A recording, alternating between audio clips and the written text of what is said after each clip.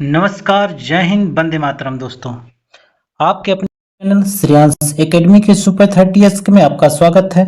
आज हम भारतीय संविधान के एक महत्वपूर्ण टॉपिक भारतीय संविधान के भाग के साथ उपस्थित हुए हैं, जो एग्जाम की दृष्टि से बड़े ही महत्वपूर्ण है। जैसा कि हम पूरे नोट्स के साथ आपको दिखा रहे हैं कि अगर यहाँ से भाग पूछे, विषय पूछे और उससे संबंधित अनुच्छेद पूछे तो सारे सवाल आपको यहीं से मिल जाएंगे। चलिए शुरू करते हैं। सबसे पहले हम बात कर लें कि भाग 1 की बात कर लेते हैं। तो भाग 1 में संघ और उसका राज्य क्षेत्र की बात कही गई है। अगर अनुच्छेद पूछे तो बताएंगे 1 से 4 तक इसका उल्लेख किया गया है। यहीं पे बात कर लेते हैं भाग 2 की। भाग 2 में नागरिकता की बात कही गई है। अनुच्छेद कितना है? 5 से 11 तक। आगे दिया गया है कि भाग 3 की यहीं पे बात कर लें तो भाग 3 में आपके मूल अधिकार दिया गया है और 12 से 35 अनुच्छेद आपको बताया गया है। यहीं पे बात कर लें भाग 4 की तो राज्य के नीति निर्देशक तत्वों की बात कही गई है और 36 से 51 तक इसका अनुच्छेद बताया गया है। यहीं पे बात कर लेते हैं भाग 4 की। 4 क पूछे चाहे 4 ए पूछे तो इसमें मूल कर्तव्यों का उल्लेख है और अनुच्छेद पूछे 51 क या 51 ए भी बता सकते हैं। चलिए आगे चलते हैं।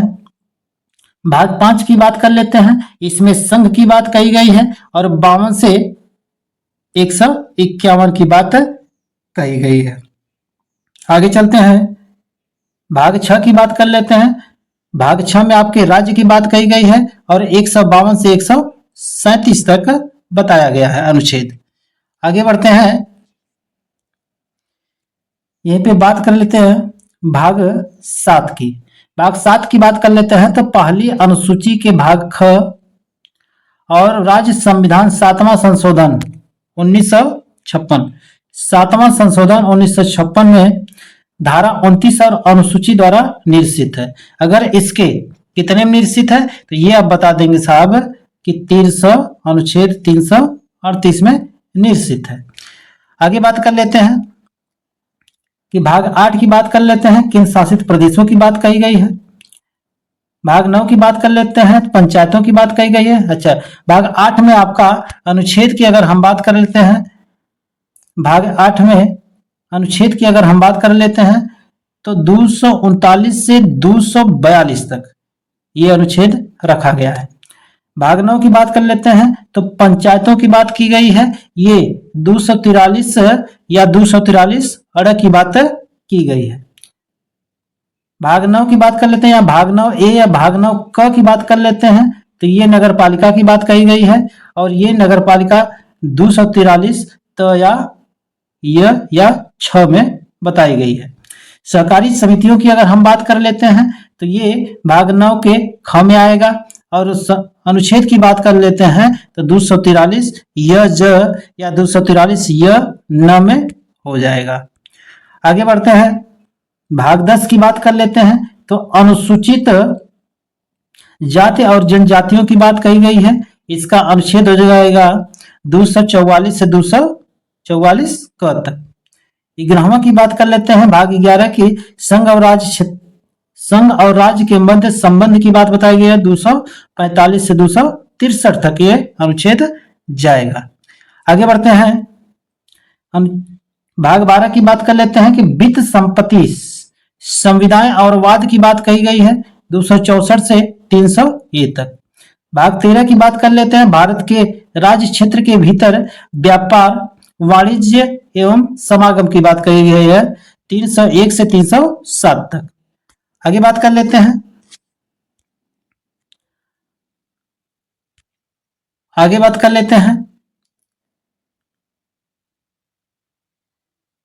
भाग 14 की संघ और राज्य के अधीन सेवाएं हैं।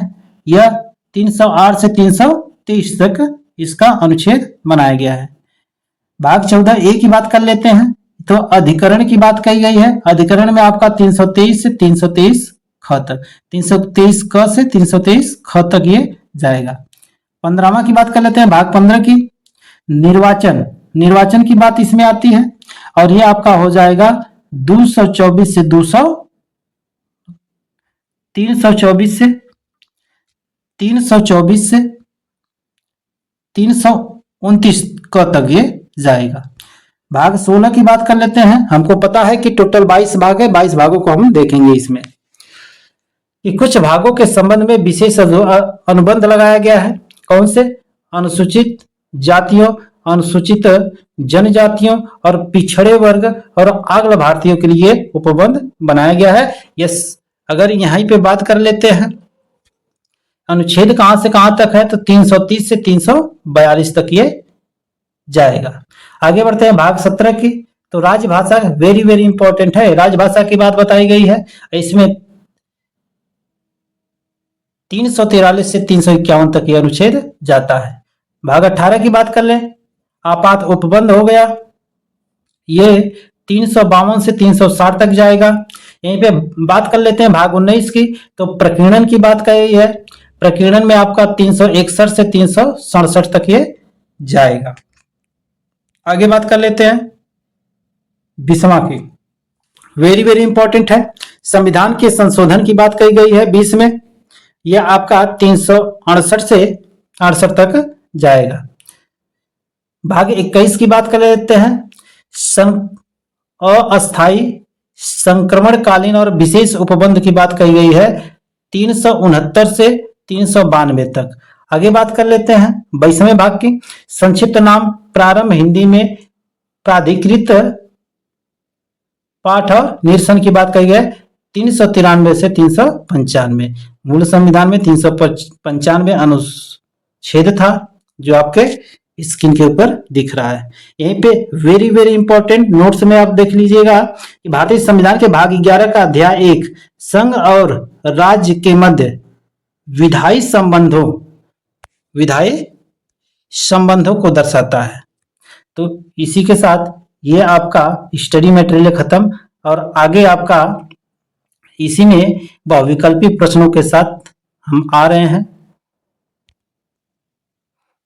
विकल्पी का सबसे पहला क्वेश्चन आपके स्क्रीन पर कि भारतीय संविधान कितने अध्याय माने भाग में विभाजित हुआ है। ये आप सभी को पता है कितने, यानी 22 भाग में विभाजित हुआ है। बात कर लेते हैं, अभी हमने बताया था कि संविधान के किस भाग में संविधान संशोधन की प्रक्रिया का उल्लेख है। संविधान संशोधन की प्रक्रिया की बात अगर हम कर ले तो भाग 20 में है।